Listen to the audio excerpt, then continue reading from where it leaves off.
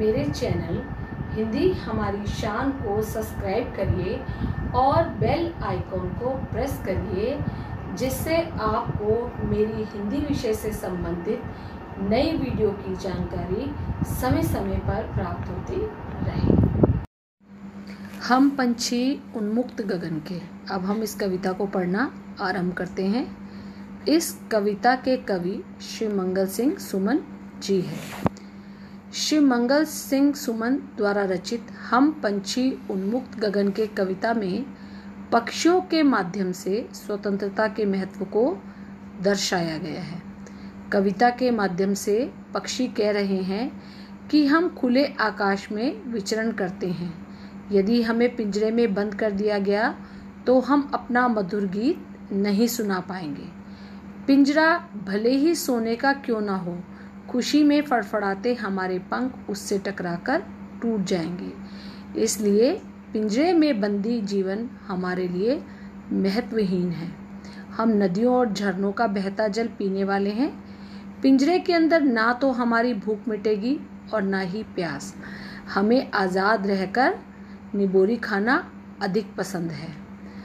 यानी कि पंछी आज़ाद रहना चाहते हैं, उन्हें पिंजरे में रहना पसंद नहीं है, क्योंकि वह आज़ाद रहकर अपना स्वतंत्र जीवन जीना चाहते हैं।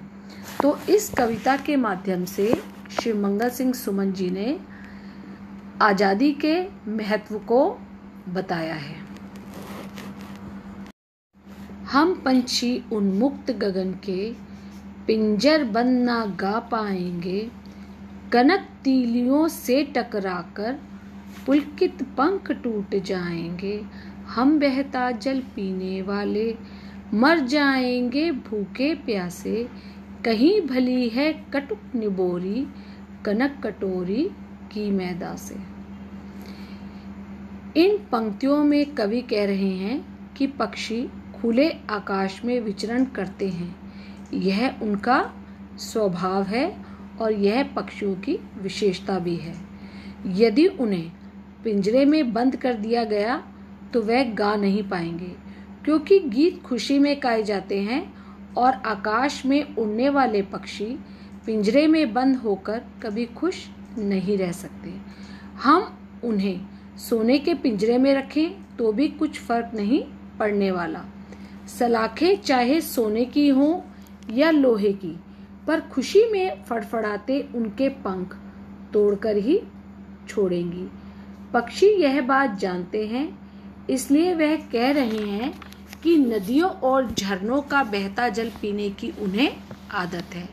सोने के पिंजरे का खाना और पानी उन्हें अच्छा नहीं लगेगा और वह भूखे प्यासे मर जाएंगे। उन्हें तो आज़ाद रहकर कड़वी निबोरी खाना ही पसंद है। गुलामी में मिले सोने की कटोरी की मैदा उन्हें कभी रास नहीं आएगी, क्योंकि पराधीनता में मिले व्यंजन कभी भी स्वादिष्ट नहीं लग सकते। कला के बंधन में अपनी गति उड़ान सब भूले, बस सपनों में देख रहे हैं तरू की फुनगी पर के झूले। ऐसे थे अरमान की उड़ते नीले नभ की सीमा पाने। लाल किरण सी चोंच खोल चुगते तारक अनार के दाने।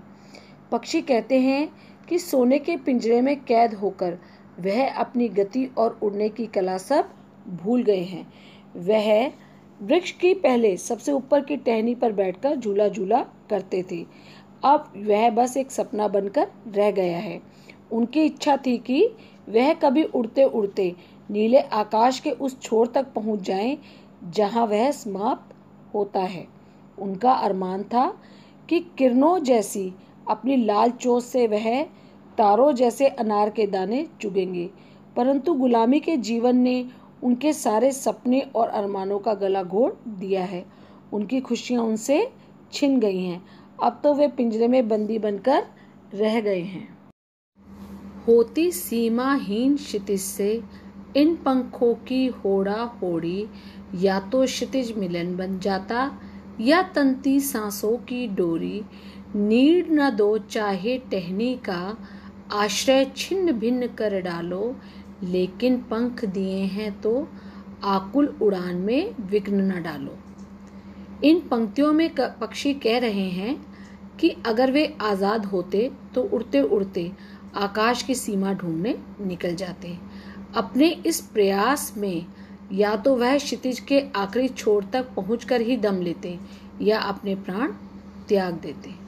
पक्षियों द्वारा व्यक्त उनकी इस इच्छा से पता चलता है कि अपनी आज़ादी उन्हें कितनी प्रिय है। पक्षी पुनः विनयपूर्वक कहते हैं, भले ही कोई उनसे उनका घोंसला छीन ले या पेड़ की डालियों का उनका ठिकाना नष्ट कर दे, लेकिन जब ईश्वर ने उन्हें पंख दिए हैं तो उनके उड़ने का अधिकार उनसे ना छीना जाए। उन्हें पिंजरे में बंद कर उनके उड़ने की इच्छा को ना मारा जाए। उनकी आज़ादी उनसे ना छीनकर उन्हें अंतहीन आकाश में उड़ने दिया जाए, उन्हें स्वतंत्र ही रहने दिया जाए।